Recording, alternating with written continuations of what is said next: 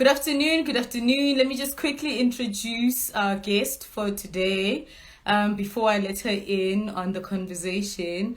Her name is Tlholo Mabelane. She is a celebrator of African identity. She's a creative, a speaker, an entrepreneur, a wife, a mom, and the founder of Mabu tribe. And of course, I've mentioned that she is one of the sponsors for our hashtag #MySuperPower campaign. Let me see.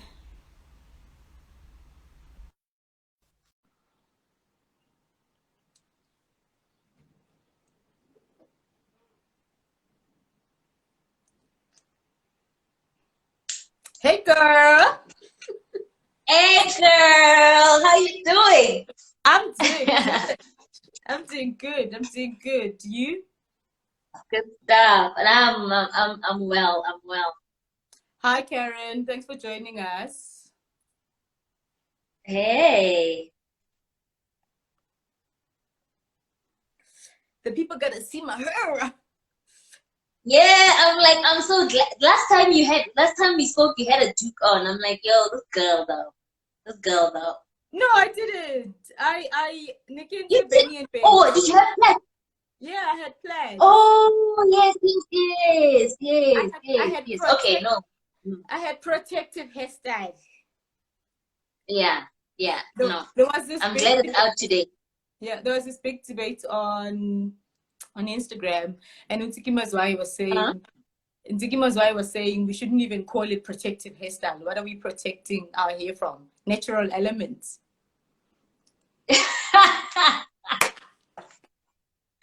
No, but we're protecting it from the combs. Huh? You Huh? see how they used to comb us when we were younger. Oh, yeah. That Okay. Yeah, this yeah, yeah, yeah. that's Right? protecting us from such. Yeah. Sure. Are you good? Are you good? Are you well? No, I'm well. I'm well. Just looking forward to our conversation. What else? Lockdowns level 2, no difference. The malls are still as packed as level 4. Hey, So do you go out? yeah.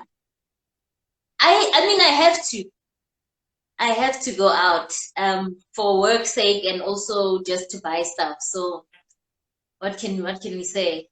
Yeah, okay. Are you always in the house or are Yeah. you online everything? Yeah. I'm homebound.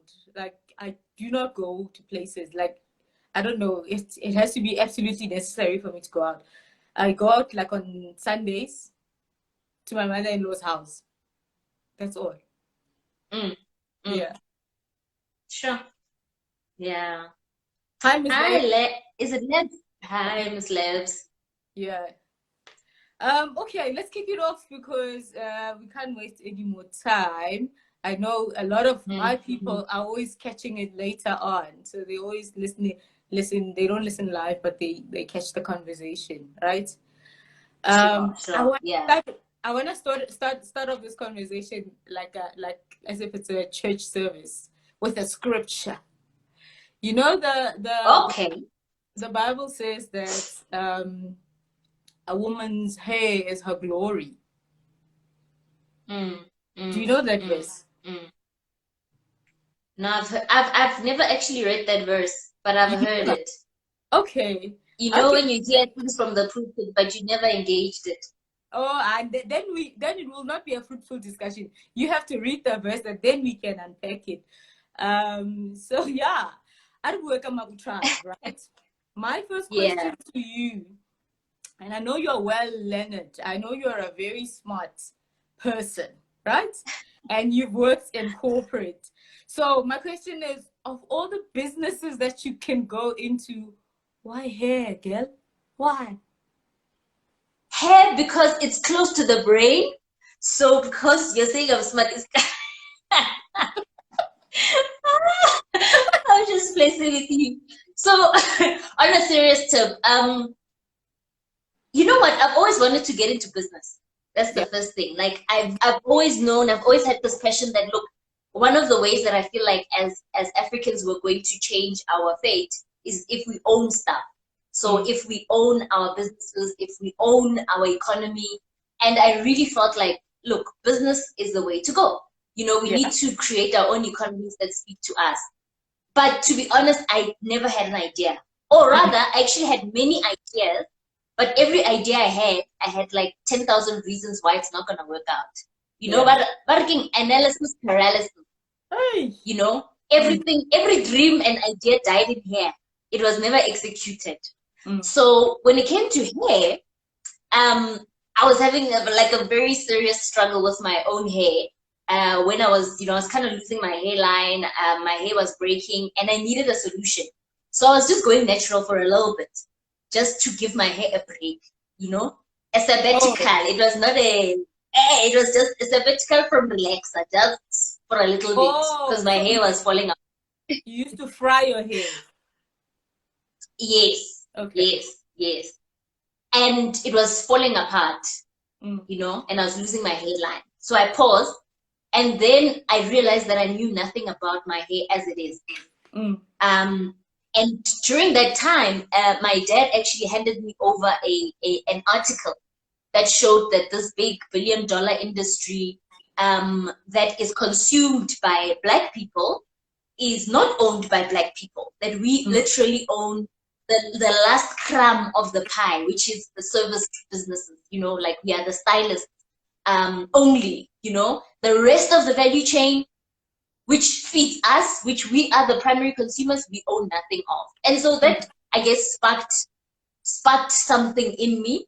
Right. But then I was on the other hand, I was just still journeying my own journey with my own struggle with my hair, a lot about perception on beauty with regards to my hair. And it took me on an unexpected journey around how I see myself as I am, and it challenged a lot of that. And so when I finally came to a place where you started off with God, I had my own conversation with God where I was like, hey, honest.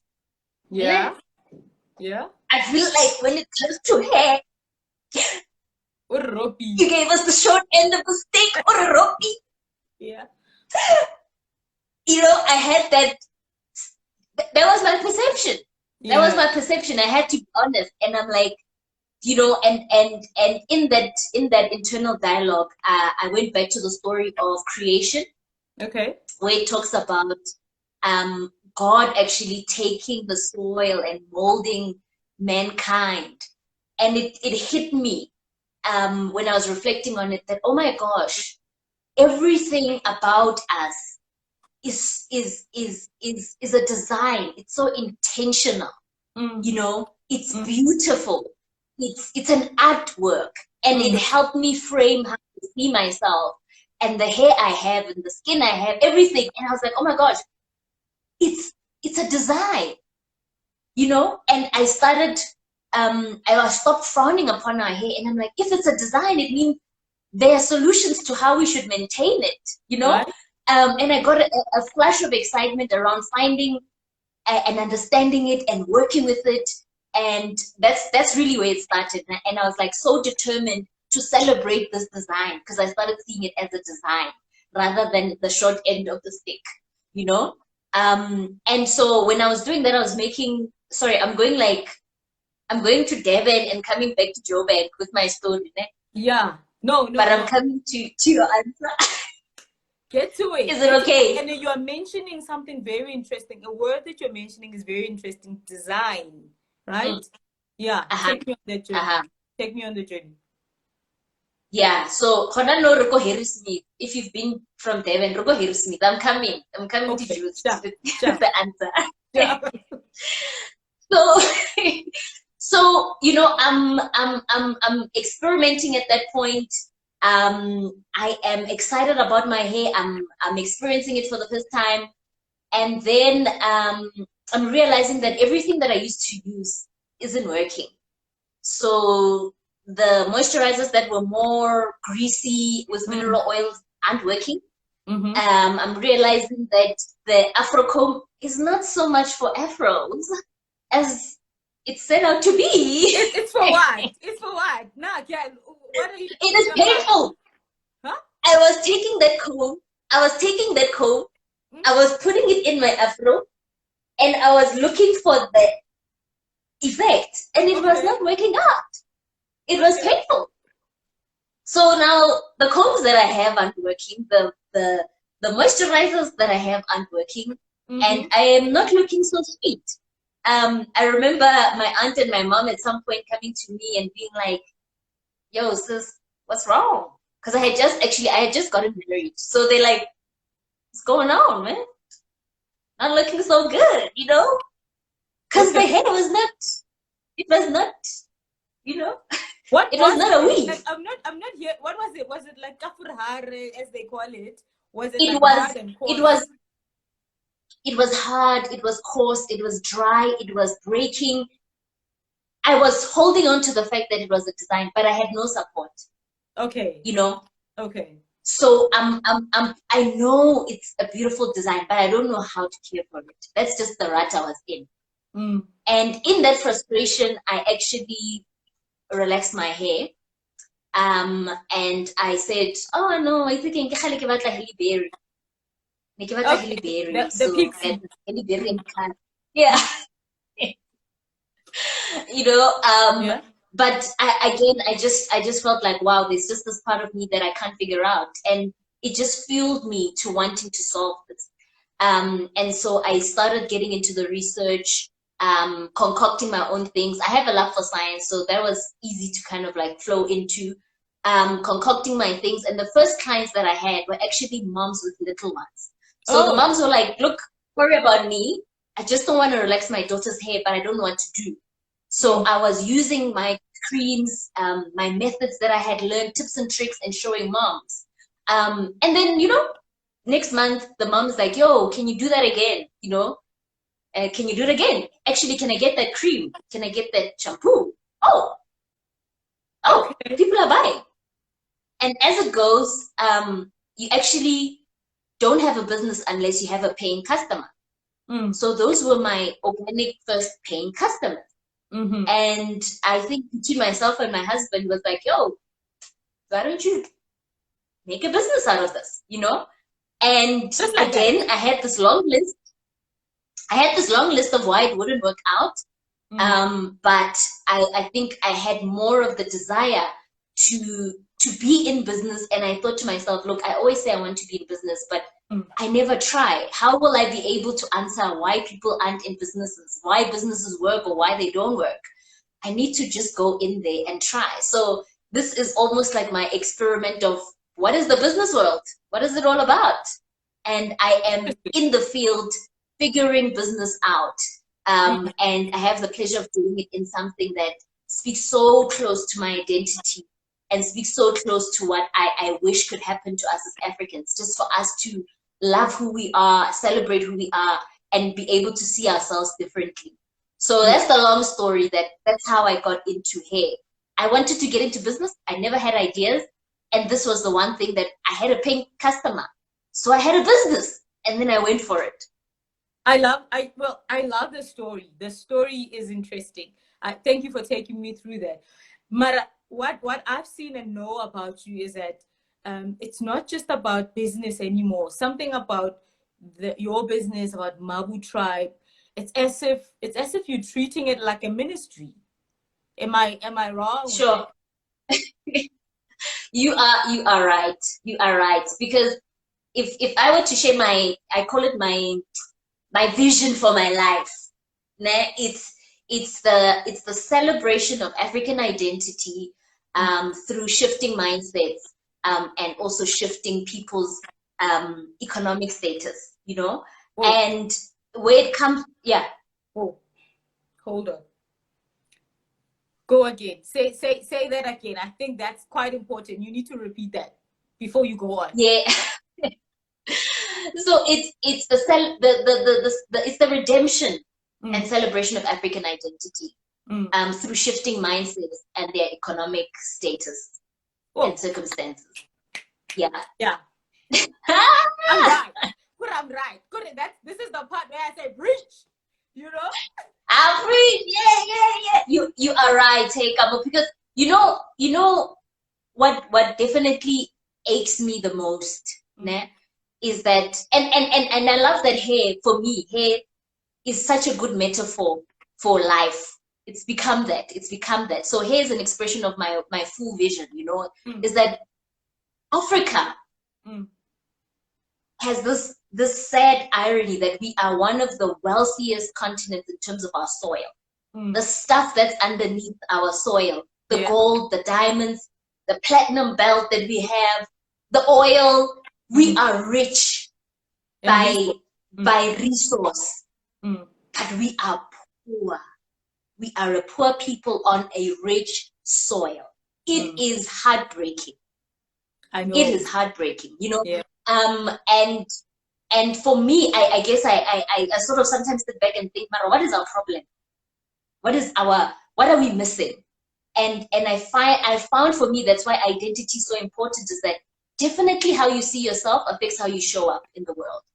And if there are parts and pockets of how we see ourselves as Africans, that is false. If we can't see that we are the solution bringers, if we can't see that we are the solvers of our problems, we're never going to show up trying to solve the problems. So that's why identity for me is so important. Do you feel we are still very far when it comes to that? How Sheba fela, Usheba, let's just look at South Africa. Let's not look at the continent as a whole. Let's just look at where we are, you know. How far do you think we are? So I think, I don't want to say we far. No, be realistic. But you know, you encounter people that have there. You know, what's the experience? You've got ground experience. Yeah, you know, we I think we are far in that we are still subscribing to definitions. Yeah. I think the minute that we can release ourselves, and I'll give you a broad example. The minute we can release ourselves from definitions of who we need to show up as, I think, and start defining who we are and want to be, I think that will be a big shift in our movement. I'll give you a simple example, ne? For instance, we are in this place where we are trying to find our identity as Africans, even South Africans, ne? And they are extremists that say we need to look back. So we're looking back and clinging onto our past, and hey, this is our culture, this is what being African is, and we are becoming these purists about, hey, this is traditional attire, this is, you know, and everything that's African is everything that's from our ancestors. Yeah. Everything in our past defines us. Yeah. And for me, there needs to be a place of transition that anything that's African is what Africans make. So if tomorrow I can come up with a new fabric, can we embrace it as an African fabric and free ourselves from being defined only by, and start being defined by who we are here now is enough. And we in ourselves can create the new definition of what being African, carrying our past, yes, and everything that we've inherited, but releasing ourselves into a new place of creativity, newness, freshness, recreation, redesign. I hear you, but I sort of understand why people would oppose that, because it would seem that what we create now is heavily influenced by the West or Western standards. That is why people would say, no, you can't totally be authentically African. You have to take from Kagala. Yeah. And you're right, Kamo, it's a dilemma. It's a dilemma because we can't erase what's happened in between the ancient Africa and the disruption of colonization and the now. Yeah. What's missing definitely is that we know too much about the disruption and not enough about before the disruption, which is a big problem. Spot on. So I agree with you that, I don't know what kind of school you went to or what they taught you in terms of history, but the history that we did was all about the disruption of, the colonization era, not about who the history before that time, Right. you know? And so it gives us a distorted view of ourselves because we're not told the full truth of who we are. So definitely it's important for us to make sure that historically we understand where we come from. It's important that we know the truth of the human story or the human journey, and that in our minds, Genesis, we don't start off as slaves. It's important because it's a disempowering vision of who we are. It's that's what you said is very, very powerful, right? Yeah, Linda, Sure. I always feel we know very little. We know very little about and Bona billionaire DK is agreeing that true. We know little about African history, but my problem is that it's like we are not even interested. Like I find people uninterested. And when you try to talk about these conversations, or when you try have these conversations, people call you woke.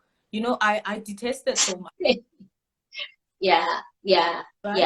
And that's I mean, that's sad in that it's slowing us down, because some of the stuff that slows us down is the genesis of who we think we are in relation to. So sorry, I'm jumping around, but there's this the notion of the inferiority complex. I don't know if you have conquered it, but I've noticed that it's a real thing that I've had to journey through. Yeah. An inferiority complex in terms of race, where I'm not free. I mean, now I'm much better, but where you step into context where you're with white people and you realize there is a spirit over you, a mindset, a subconsciousness that says you are inferior, that makes you show up inferior. All of a sudden, I'm stuttering. All of a sudden, I can't speak properly, all of a sudden. And you ask yourself, but where is this coming from? And it's because I don't have, in my historical mind, I don't have points of victory around who I am that I can help shift my mindset about who I am in relation to other people. Because that's important. That makes you, that defines your identity as well, who you think you are in relation to other people. So it's so important for us to know the journey of us as humans and our people. And obviously, if we have the full picture, we'll realize obviously there's just one human race. We are human, all of us. We are grand, all of us. We are, beautifully designed, all of us. But if all we have is chips, bits and pieces that are narrated by others, later now we're going to, it's going to affect us. Yeah, there's a lot of work we need to do as a people. No doubt. But talking inferiority complex, I'm just thinking in my mind, how did I get to overcome it? Because I don't necessarily suffer from that. I don't have personally, I don't have that. But as we always have that. And eventually we will always blame the disruption. We will blame colonization because it was beaten into us to be submissive and to see umlungu as this person. There is a lot of work we need to do. But do you tie African history or your knowledge of African history to you now calling and referring to hair as a crown? Why do you call hair a crown too? So like like I was saying, I think it's coming from many places. I think the way we associate hair to beauty, and even if we look through, like you're saying, the African history, how the adornment of our hair and the fancy things that we're doing, literally it could be equated to a crown. And if you think about any occasion, I feel like if you haven't done your hair intentionally, whether it's cheesecloth or something, there's an intentionality about the hair. It's an accessory, and an accessory that sits on our head. And our head is the place that we show first when we rock up anywhere, Right. So when we show it as itself, it is that crown that we are naturally crowned with and given to express our design. So that's why I see it as a crown, really. Okay, I sort of agree with you. And if we term hair as a crown, I sometimes have issues with people that are always hiding the crown. Like, how do you see yourself as a queen? You know, and have and you refer to hair as a crown, and like I've said, the Bible says that hair is a woman's glory. How then do you always hide it underneath stuff? Kamo, it's a tough one. I don't know. Have you? I mean, did you grow up with your hair relaxed or in braids, or did you always have natural hair? What's your story? My story is as a child and up until teenagehood, it was natural. My aunt was woke. If I'm to refer to that, it's only because I've got pictures when I was 9 and 10. Get a German cut in my natural hair. I've got pictures. Oh, nice. Before Kili 16, kursare, you know, and then you get to high school, but to be relaxer, and when you know wakwariwa or you look rural, you know. So and then I started frying the hair. Then I started lidi kind of king product and lovely. You know, that's when that's such phase yadi relaxer. But my family is pro-African. Actually. Okay. Yeah. Okay. Yeah, I mean, but and happy, you know, I've dabbled in there. Have you gone through a weave stage as a naturalist? Have you gone through a weave stage where you are like gluing your hair and like sewing it? Have you gone through that? I mean, I was doing weaves before the glues were in, and also I did weaves. I don't know if you remember the stage of weaves. It's a very bad stage where our stylist was still learning, and then it used to have this hump, so it used to go like so. Yeah. I remember that.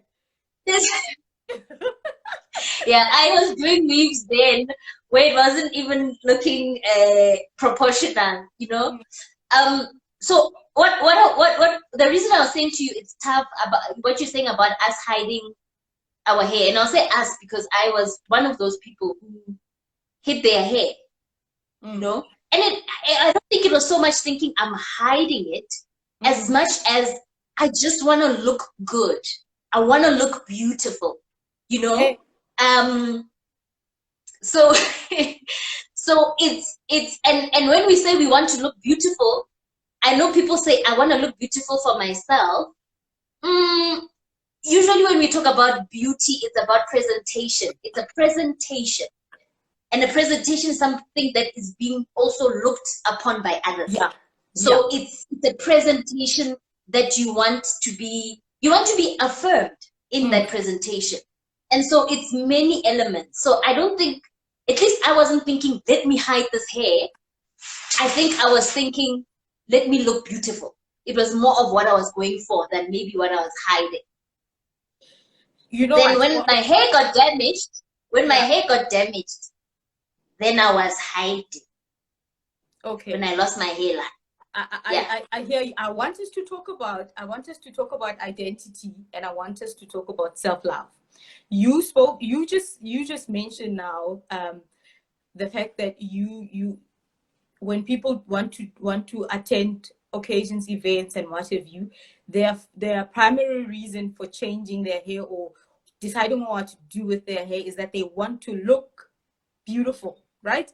And I'm not picking on people that love their Brazilian and their Peruvian. Yeah. But that subconsciously says you do not recognize the other as beautiful because you are wanting to be beautiful.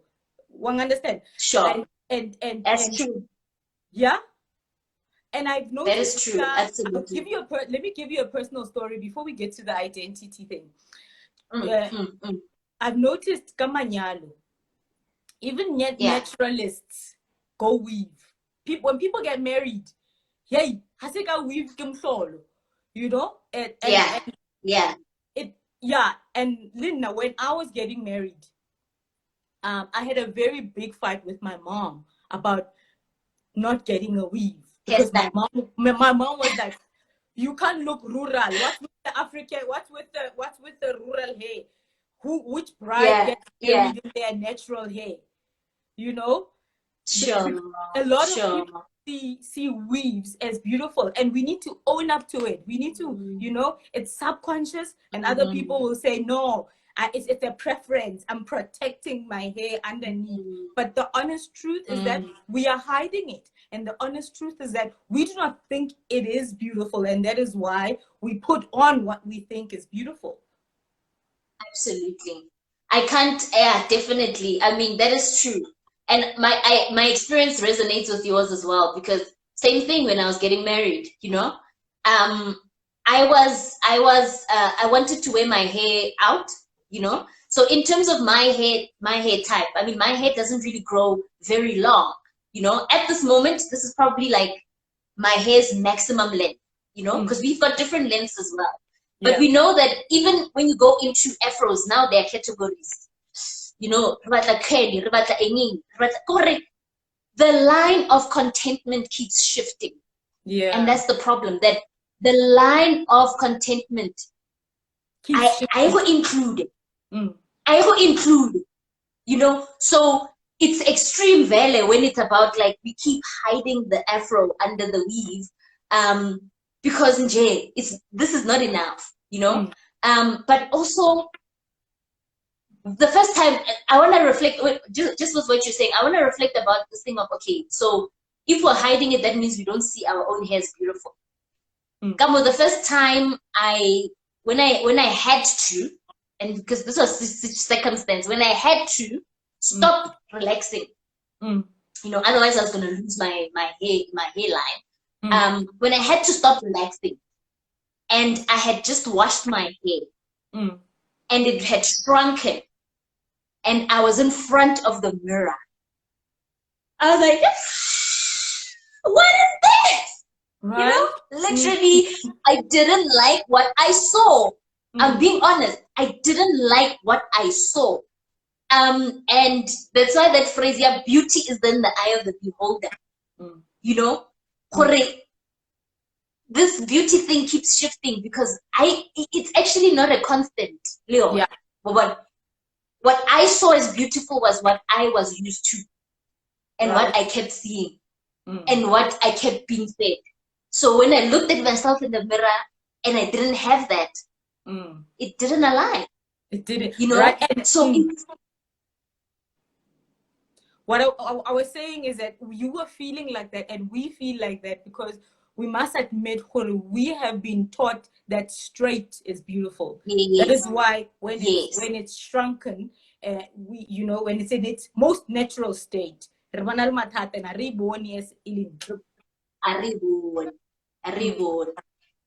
it, at the beginning, what I used to do is that I would wash my hair, immediately I would blow dry it to be as straight as possible. So I was like, I'm not going to relax, but I'm going to blow dry because I can't go out looking like this.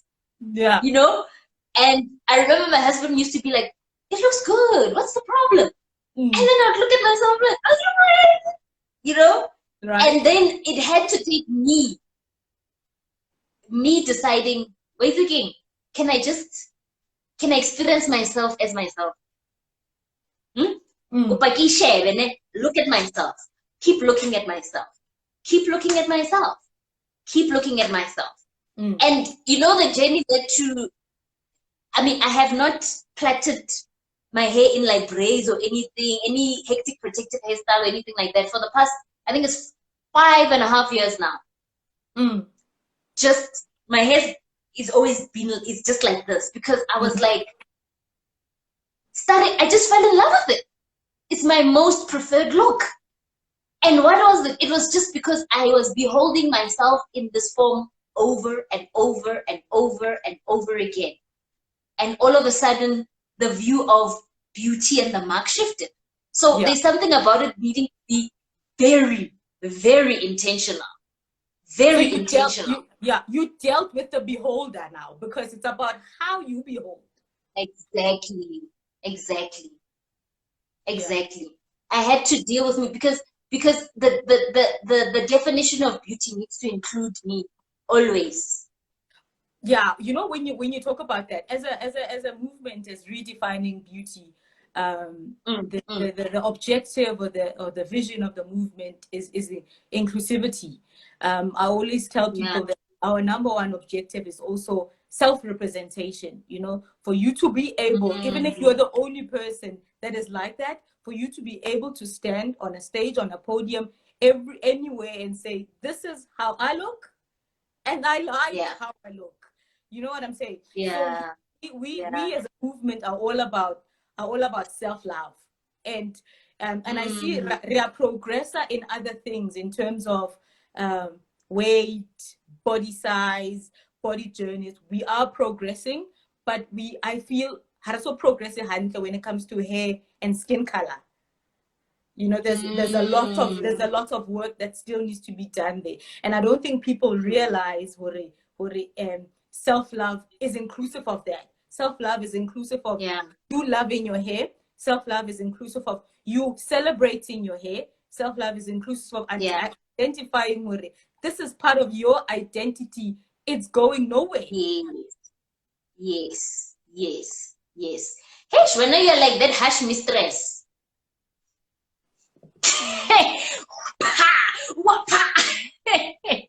But like born. But it is true. It is true, Kamo. And I think one thing, obviously just being very intentional about just kind of digging a little bit deeper into this issue of identity, gaining identity, and just realizing that there are no small issues when it comes to your identity. Okay, hit me. All of it speak to how you show up in the world. All of it. When you have how you show up. All of it matters. What you just said is very important as well. Not accepting your hair, not liking it, will remain as a part of your own held definition of yourself. That there's a little part of you. Mara, there's one part. And that affects you. You might not see it. It affects you, and it affects how you. Sorry. Okay. Can you hear me? It affects how you.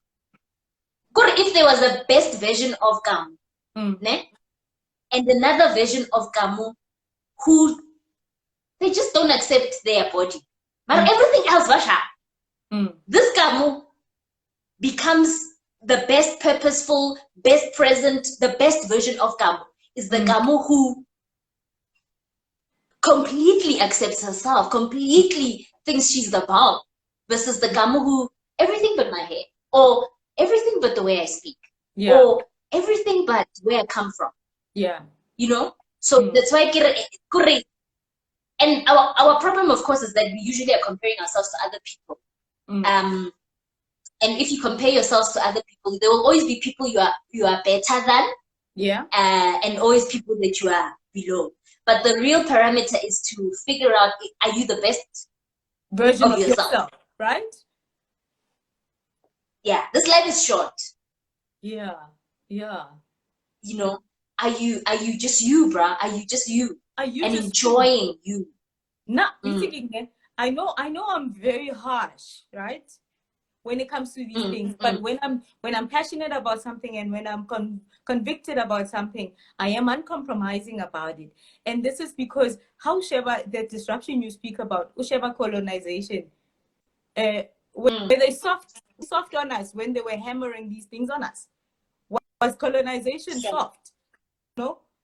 Was it slowly introduced to us to love straight hair? Was it slowly introduced to us to love very light-skinned hair, for us to aspire towards being yellow-boned? Was it? Sure. No. The truth is harsh. The truth is harsh. Yeah. And it's either it's going to liberate you or it's not. It's either. I'm tired of being in denial about the things we know, and liking to be politically correct. Let's state things as they are, and then people can choose. But we must still say, and I still maintain my definition of being an African. There's two things that people can't change about who they are. It doesn't matter how much they can bleach their skin and how much they can straighten it out and put on a Peruvian. There's two things that make me distinctly African. Is my skin color and my this grows out of my scalp. It's original. I can straighten it, mare. I thought what it ought to be, what the creator created it to be. You know, at what point do I accept all of me? Like all of it. Yeah. You know?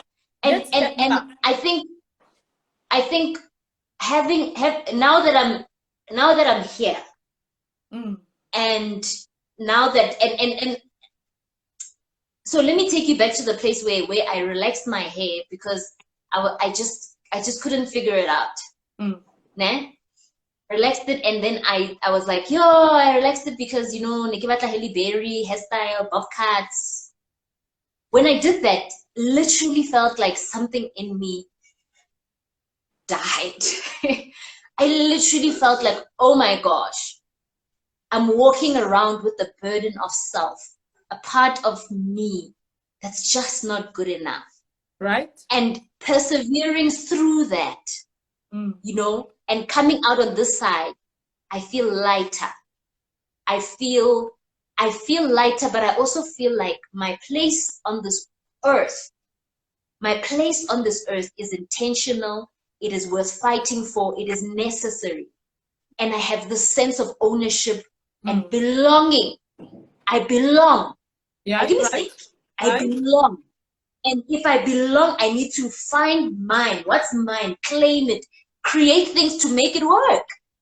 Things must work around it, you know? And so it's less burdensome. There's just the freedom.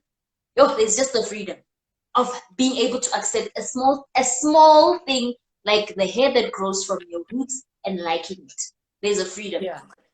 I want you to talk about because you do hair products specifically for your natural hair.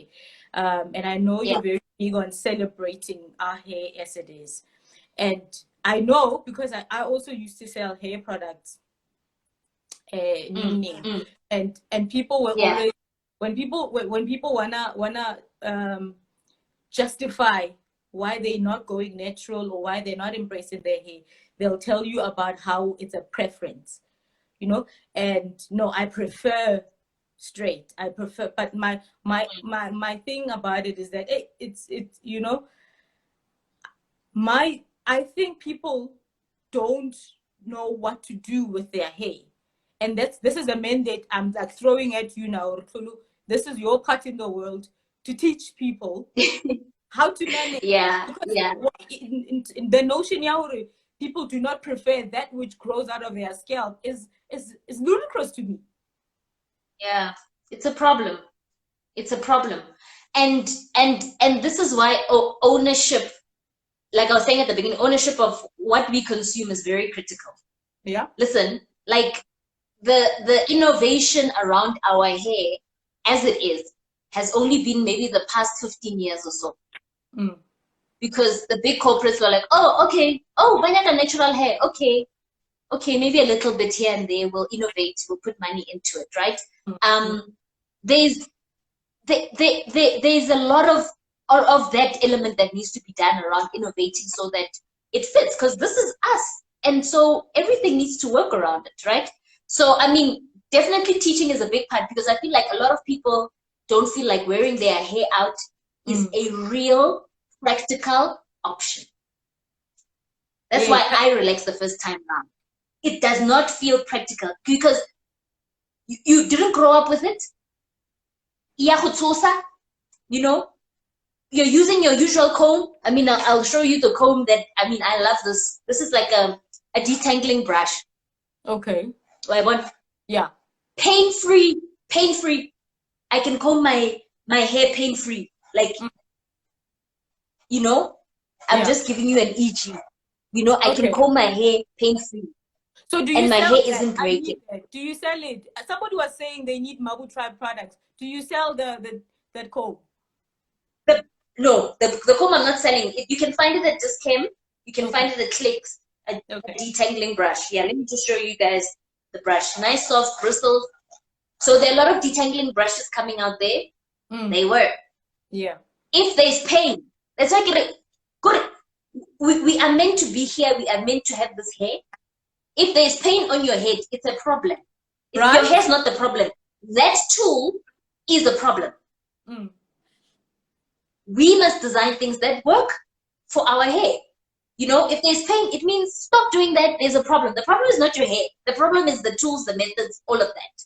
You know? Yeah. So that's the kind of like the mind shift that we need to have. So the first thing I know a lot of people will say about afros is that it's painful. Yeah. Get the right comb. That's the first thing, because people are you're trying to get I have it here. Kamo, let's talk about this. Let's talk about this. Let's talk about this. You're trying to get this. You're trying to get this. No ways. And because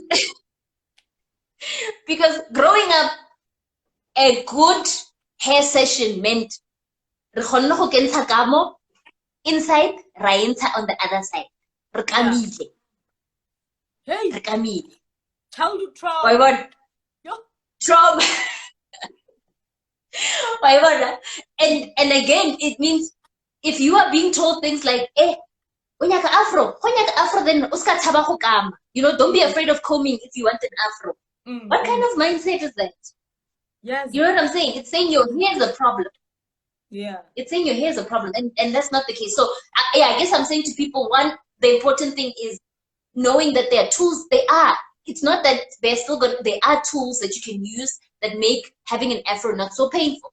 Right. You know, the next thing is product. You've spoken about the comb. Move to the other. What's the other top 3 things? The tools is the comb to use. That's the one thing. Yes. You need to be. Yeah. What's the other 2? The other 2 things is you need moisture and then you need strength in your hair. Ne? You need moisture and strength in your hair. Yeah, you need moisture and strength in your hair. So I know a lot of us rata di oily hair, ne? Rabeisa. Okay, yeah. And then you know. But then Wabeisa, and unfortunately the hair is dry. And also the thing to learn about our hair is that as easily as moisture comes in, it goes out. So knowing the system of keeping moisture in your hair is very important.